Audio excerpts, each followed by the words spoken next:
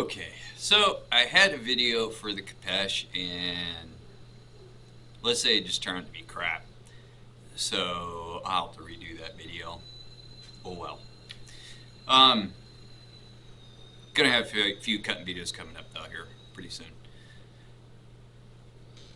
So, if everyone saw my community post on the Warjari sandals, it was coming out pretty good. It's kind of messed up now because, well, I'm not working on it. What happened was it basically the strings got loose. Okay, and it's up here, and it's not long enough. So the weave that goes in here, I need to make it more like 30 feet for it to fit my foot. I tied the end off because I put it through loops because it does fray, so you have to keep that from fraying. But anyways, I did manage to get the loops in it here and here. So it was about 30 minutes for me to, okay, there we go. So you can see, I took the loops out, you can see that got all loose on me right there. The front part was tight because this would be the front right here. So as I was going back, it got loose on me, and that's when I was putting the loops in. So I have to make sure the loops are tight. But about 30 minutes overall just to do this. So it's a work in progress to do the Warjari sandals, but I will get it down. It's actually not that difficult. So figure about maybe close to an hour to do one. So, another thing, did finish The Way of the Samurai, which is about Bushido. There are some people out there that says he romanticizes it. They didn't read the book. And if they did, they weren't paying attention to what they were reading. He does not romanticize Bushido. He even says in the beginning, the intro, this is what he was taught. It was handed down from generation to generation, and what he writes in here is what he was taught. Okay? This is basically the original writings from him. It's not, more simplified or anything like that, things taking out of it. This is the full version. As you can tell, it's not a very big book. So, because he even makes a statement, and which is kind of, I gotta kind of agree with him. Bushido is kind of like the Code of Chivalry for Europe. It wasn't a written code. Okay, it didn't become for Europe. It didn't become a written code until the church got involved and got a hold of it. Then they made it a written code. But before then, it wasn't written down. Same with Bushido. So each clan had, their interpretation of it. It's basically the same thing. The 7 virtues. It's basically the same thing. It's just their interpretations were different. That's it. He even makes that statement in this book. So people who say he romanticized it were not paying attention. This is my opinion. They were not paying attention to what they were reading in this. Okay? And if you haven't read the original, because I did have another copy that didn't even have what's in this, I highly recommend it. It's a good insight on, and he gives the explanation why he wrote it too.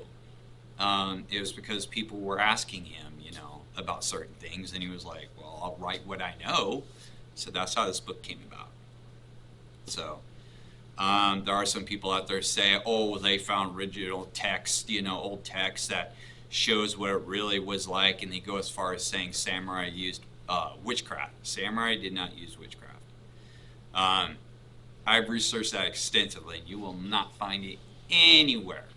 And I've even researched this in the Japanese museum, straight from Japan, because they have a lot of records. There's nothing. There's absolutely nothing. The only people who perform what you consider magic is Shinto priests and priestesses, especially the shamans. Shamans, that's what they do. Think of them as psychics you see on, shows. That's what they are. Okay? So, highly recommend this book if you haven't read it. It's a really good read. It's not very long. It's quite intriguing. Another book, because I don't think I've shown this book, and I've read a little bit of it, and it's called The Spirit of the Sword.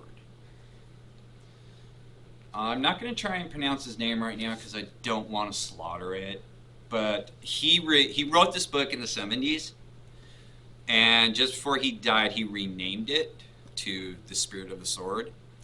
And it's about Tamashigiri, how important Tamashigiri is, basically, in Iaido, Kendo, and all that. And he was a Kendo instructor.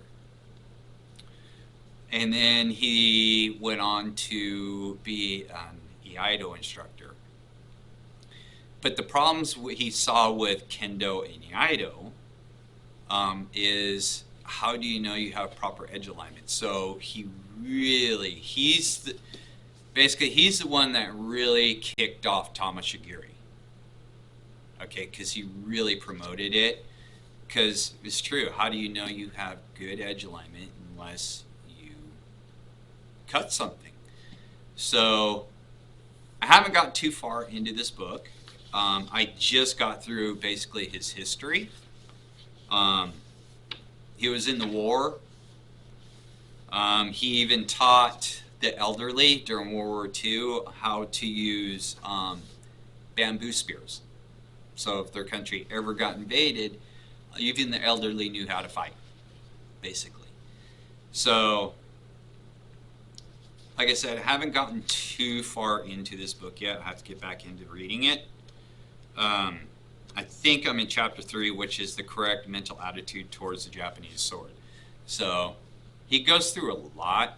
It's not a small book, but from what I've been reading in it,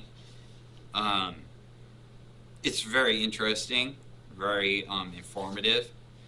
And they give little scenarios like this, your positioning and stuff like that. It's not an instructional. It's not an instructional book, but he's telling you basically how you can point out maybe mistakes that you're making. So that's basically it. But he's got them throughout the book, diagrams like that and everything. But yeah, different directional cuts, formalities. It's been a really cool book. So when I finish it, I'll let you know my overall thoughts on it. So there's that. Second of all, my wife got me these, and they're not real leather, which is fine. But basically, bracers. And they even have forearm. Don't know if you can see it in the light. Let's see here.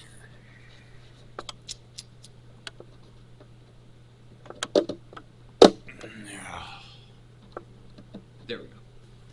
It's a little bit bright, I know. You can see kind of a paw print there.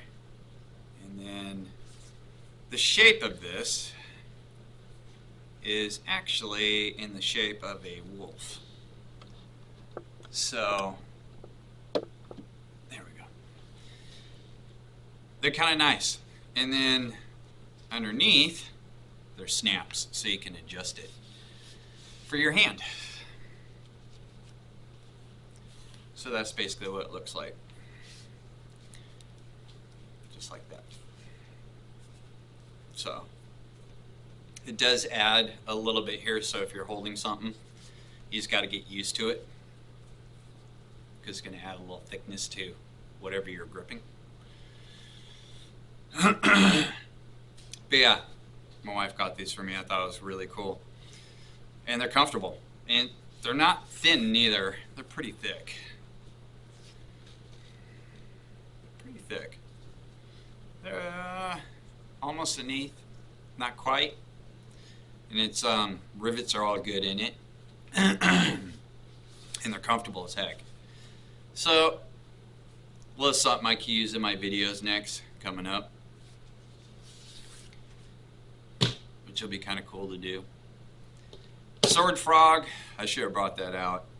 It came out good, but it needs a little bit thicker leather. It's too floppy. So I'm going to have to order some thicker leather to make it a little bit stronger. Maybe some 1/8 inch. Now we'll stiffen it up better. But the Sword Frog works perfect for that Honshu katana.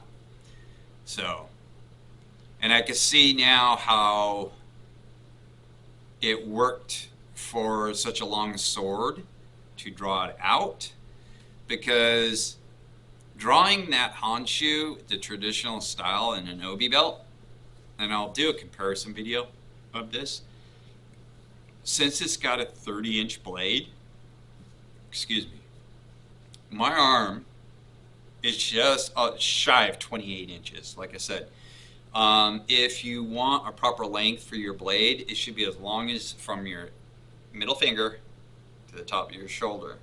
It's where your shoulder starts right here. That's how long your blade should be. And you'll be able to draw it when you do no-toe. And you move the saya and the sword at the same time. That sword, when your arm is extended, should be all the way out of the saya. If you can't do that, the blade's too long. It's going to be harder to draw. Okay? So that's a good rule of thumb. So I can't draw it traditionally. With it in a Sword Frog, I can draw it real easily because it sits at an angle. So you're drawing it up.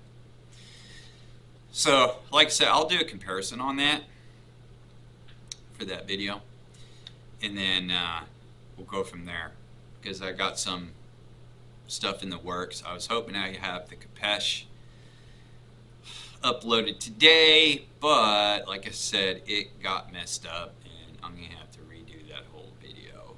So, anyways, thought I'd jump on here, let you guys know a couple of things. The Wajari sandals. If you haven't read it, pick it up. Actually, that little kit I got is 3 books.